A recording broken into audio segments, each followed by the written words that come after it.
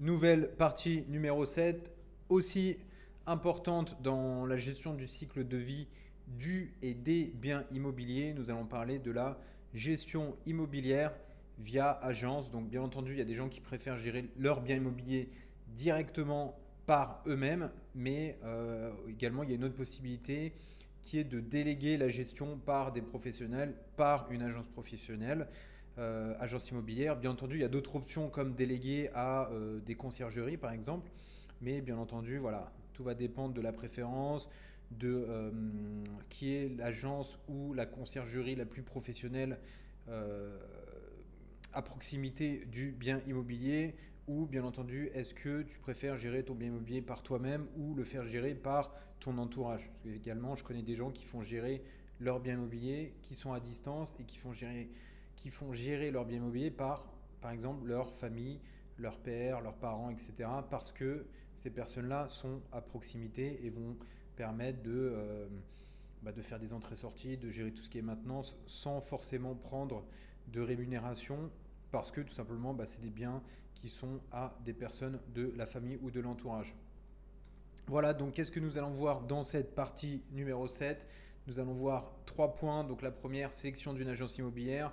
Quels sont les conseils pour choisir une agence immobilière fiable et compétente pour gérer la location de la propriété ou des propriétés s'il y a plusieurs biens. Deuxième point, quels sont les services proposés par l'agence? Présentation des services offerts par une agence de gestion immobilière ou d'une conciergerie. En général, les conciergeries s'inspirent sur les services d'une agence immobilière, tels que la recherche de locataires, la perception des loyers et l'entretien de la propriété. Enfin, contrat de gestion, explication des termes et les conditions typiques d'un contrat de gestion immobilière et ce que les investisseurs doivent prendre en compte avant de signer. Allez, c'est parti, on commence par le premier point, sélection d'une agence immobilière, conseil pour choisir une agence immobilière fiable et compétente pour gérer la location de la propriété. Parce que bien entendu, il y a des agences immobilières qui ne sont pas plus compétentes que ça. Elles vont juste se charger de faire des entrées-sorties et d'encaisser des loyers sans forcément apporter une plus-value. Et nous, ce qu'on cherche, c'est d'avoir une agence immobilière qui, elle, va proposer un service de qualité, une valeur ajoutée par rapport aux autres agences. Ok, premier point, donc critères de sélection, les critères à prendre en compte lors du choix d'une agence immobilière tels que l'expérience, la réputation et la spécialisation. Je rajouterais même la localisation. En général, c'est bien d'avoir une agence immobilière qui va se trouver à proximité du bien immobilier. Pourquoi? Parce que tout simplement, lorsqu'il y a des entrées, des nouveaux locataires, des sorties de locataires, l'agence immobilière pourra facilement faire déplacer un agent pour aller sur place, voir les locataires. S'il y a le moindre problème, se déplacer également pour faire venir des artisans s'il y a de la maintenance à gérer. Et en général, cette réactivité est de bonne qualité lorsque l'agence est à proximité du bien immobilier. Donc la géographie est très important et bien entendu la réactivité c'est un point clé. L'expérience, réputation, spécialisation. Bien entendu, il y a des agences immobilières qui vont être plutôt spécialisées dans du court terme, d'autres qui vont être plutôt spécialisées dans du long terme. Il y a des agences qui vont être spécialisées également dans des zones, on va dire, un peu plus populaires. D'autres agences qui vont refuser des biens populaires et qui vont se baser uniquement sur des biens, on va dire, qu'ils ont sélectionnés en fonction de leurs critères. Donc voilà, tout ça, c'est important de prendre en compte. Effectivement, il y a certaines agences qui peuvent gérer, on va dire, plus facilement des situations d'impayés, des situations un peu compliquées avec des locataires, alors que d'autres agences ont tout simplement pas le professionnalisme et l'expérience pour gérer ce type de situation. Donc j'ai envie de dire la réputation, la recommandation, c'est un point clé, mais bien entendu l'expérience, la réactivité et surtout la géographie, la localisation géographique par rapport au bien ou au bien avec un X au pluriel à faire gérer. Donc vérification des références, recommandation sur la vérification des références et des témoignages d'autres clients pour évaluer la fiabilité et l'efficacité de l'agence. Bien entendu, je sais que pendant un moment, il y avait un boom d'agences un peu à distance, 100% web, etc. Bon, il s'est avéré, après les retours que j'ai pu avoir personnellement de personnes qui ont fait affaire à ce type d'agence, notamment des personnes qui étaient expatriées à l'étranger, Voilà, ils ont vite vu les limites par rapport justement à ces agences-là qui avaient du mal à se déplacer sur le terrain pour aller voir directement les biens, pour faire les entrées-sorties. Du coup, des fois, quand il y avait un bien qui était libre de toute occupation à louer, bah, en fait, ils mettaient du temps pour faire visiter ce bien à d'autres locataires potentiels qui voulaient visiter le bien. Et bien entendu, dès qu'il y avait des dégâts, eau, ballon d'eau chaude, etc., ils mettaient du temps avant de faire intervenir quelqu'un. Donc voilà la limite où il faut justement faire attention.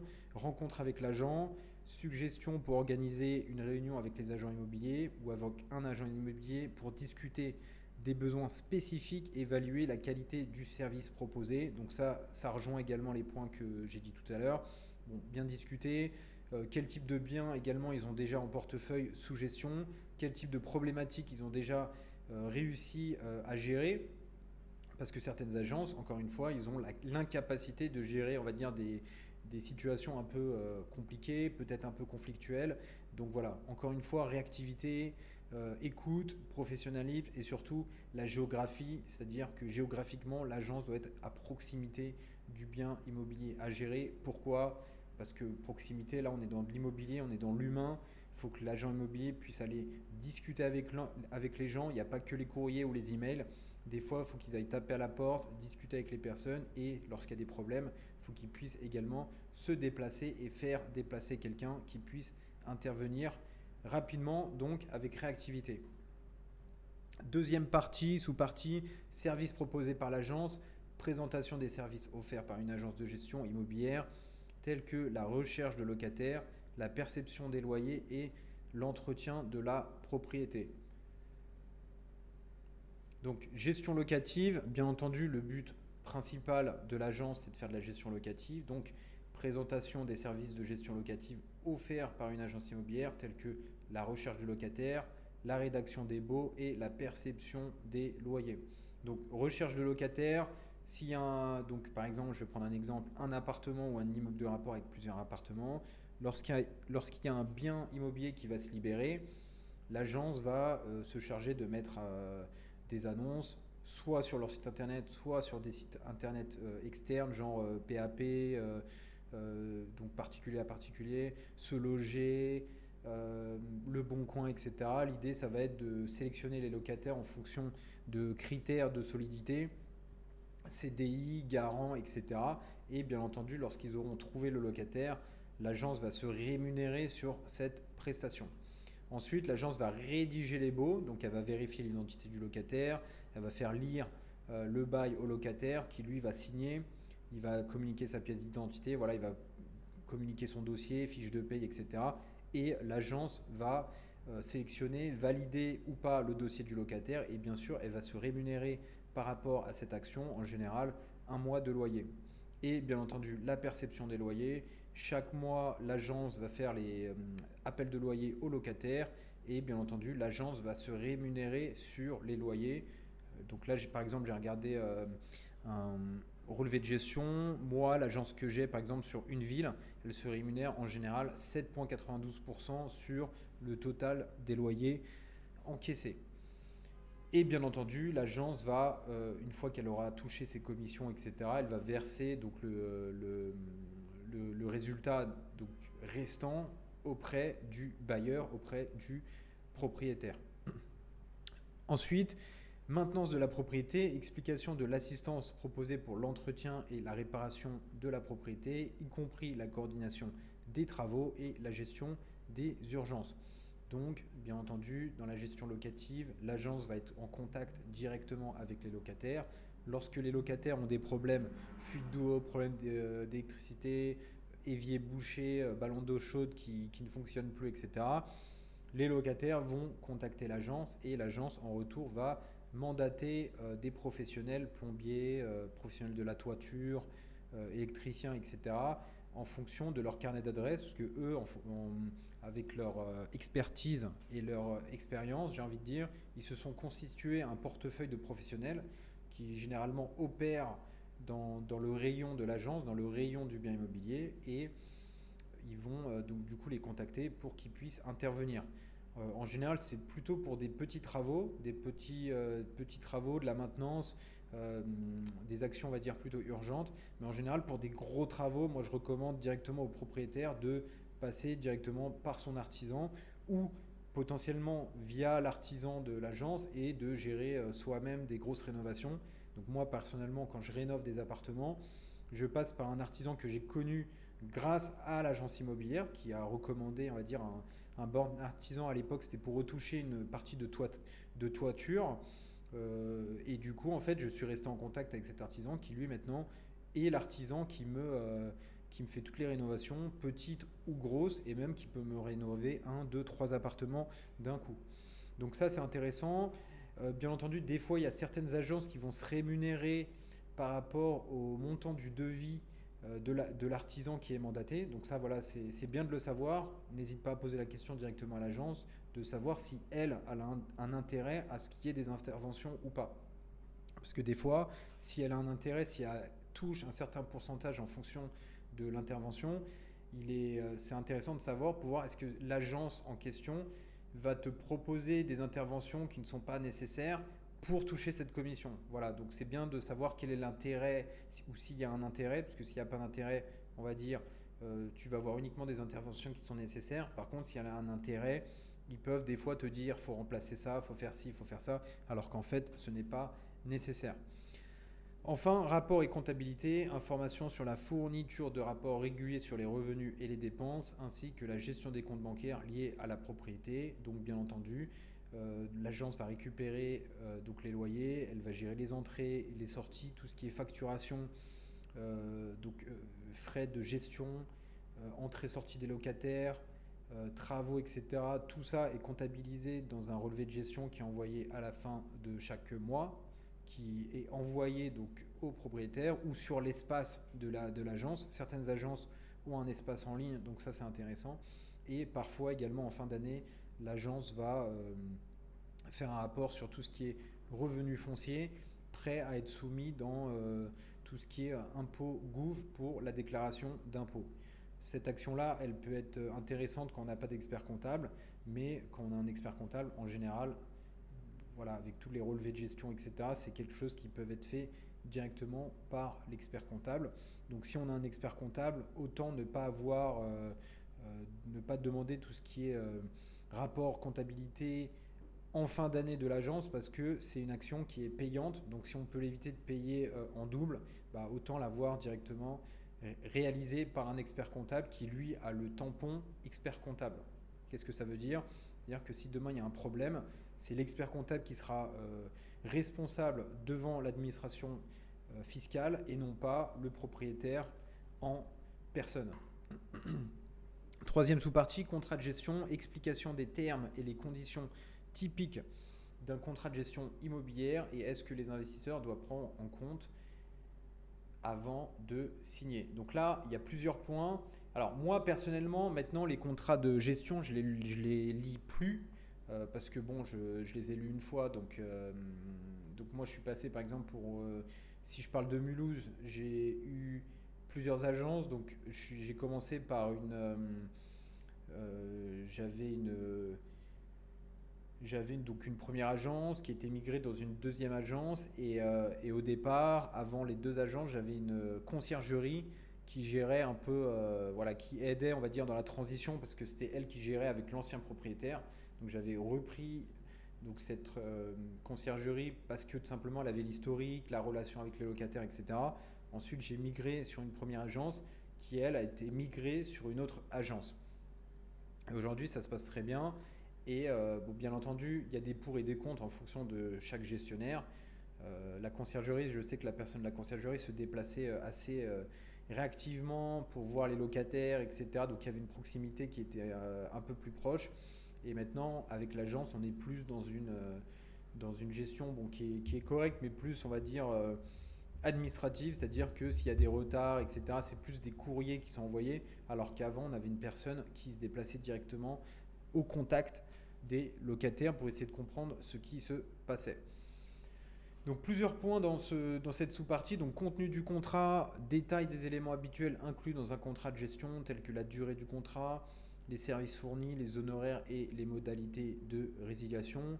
Deuxième point, responsabilité de l'agence, explication des tâches et des responsabilités que l'agence de gestion immobilière s'engage à assumer, notamment la recherche de locataires, la perception de loyer, l'entretien de la propriété et la gestion des conflits. Donc gestion des conflits, c'est tout ce qui est impayé et bien entendu, entretien de la propriété, l'agence peut mandater une société de nettoyage qui, elle, va gérer directement soit l'appartement, donc le nettoyage de l'appartement ou des parties communes d'un immeuble. Ensuite, obligation du propriétaire. Bien entendu, le propriétaire, il a des devoirs. Donc, mise en lumière des obligations et des engagements du propriétaire envers l'agence de gestion, tels que la fourniture d'informations, par exemple, entre autres, l'acte de propriété, pièce d'identité, etc., précise sur le bien immobilier, le respect des décisions prises par l'agence et le paiement des horaires convenus, des honoraires convenus. Donc, en général, moi, par exemple, dans mon cas, dès qu'il y a des honoraires, les honoraires sont dans un premier temps encaissés par l'agence et ensuite l'agence va prélever, on va dire, ces honoraires-là avant de me verser à moi. Donc en général, moi directement, je n'ai rien à payer à l'agence. C'est l'agence qui va se rémunérer sur les encaissements qu'elle touche dans un premier cas. Après, bon, avec moi, c'est possible parce que je suis dans une situation de cash flow positive.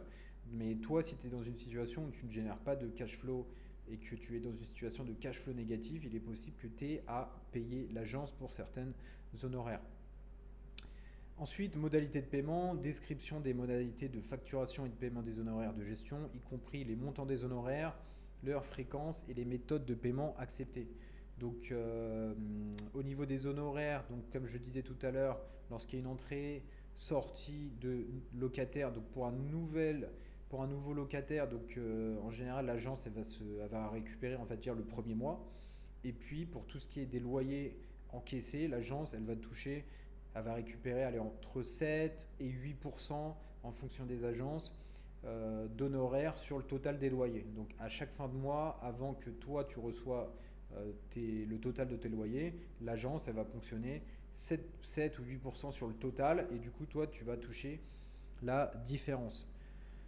Clause de résiliation, information sur les conditions et les délais de résiliation du contrat, ainsi que les conséquences financières éventuelles en cas de résiliation anticipée. Donc ça, effectivement, c'est intéressant à savoir. Donc évaluation du contrat, conseil sur l'importance de lire attentivement le contrat de gestion, de poser des questions sur les points flous et de consulter éventuellement un conseiller juridique avant de signer.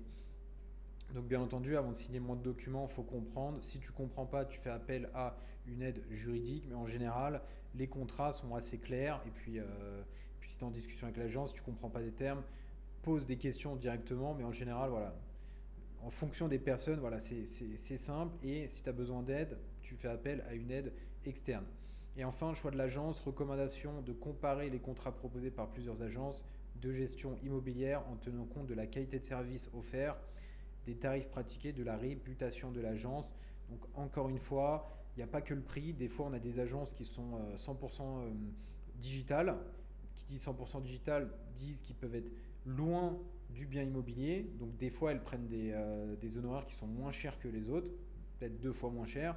Par contre, dès qu'il y a un problème, dès qu'il faut se déplacer sur place, dès qu'il faut faire visiter un bien immobilier à un potentiel locataire, derrière, il n'y a pas de réactivité. Donc, mieux vaut parfois payer un tout petit peu plus cher, avoir cette réactivité, cette proximité, plutôt que de ne payer moins cher, limite d'avoir des tarifs divisés par 2, par contre de ne plus avoir cette proximité et également cette réactivité. Donc voilà, il faut poser le pour et le contre, sachant que dans une gestion fiscale optimale, tout ce qui est frais de gestion immobilière, avocat, etc., encore une fois, tout ça, ce sera déduit fiscalement à la fin de l'année, donc c'est quelque chose de normalement transparent. Voilà, et donc je termine sur une citation de Estelle Perel. La qualité de nos relations détermine la qualité de notre vie. Voilà, donc des fois, il faut passer un peu plus de temps pour gérer, pour avoir des relations de bonne qualité qui, sur le long terme, vont permettre une qualité de vie sereine, plutôt que également de se précipiter pour avoir des relations entre guillemets. Donc là, si je fais le lien avec des agences immobilières, de moindre qualité, mais qui sur le long terme vont nous poser pas mal de problèmes, de stress, et du coup qui vont faire perdre de l'énergie. Donc quitte à payer un tout petit peu plus cher et avoir de la proximité géographique, réactivité, des personnes sympas et surtout expertes professionnelles, voilà, je pense que le prix en vaut la chandelle sur le long terme. Voilà, et on termine par fais quelque chose de bien, do something great, abonne-toi à la chaîne, like, et bien entendu, si tu as des questions, n'hésite pas à les mettre en commentaire. Je lis tous les commentaires et j'essaye d'y répondre. Donc, n'hésite pas et je te dis à la prochaine vidéo.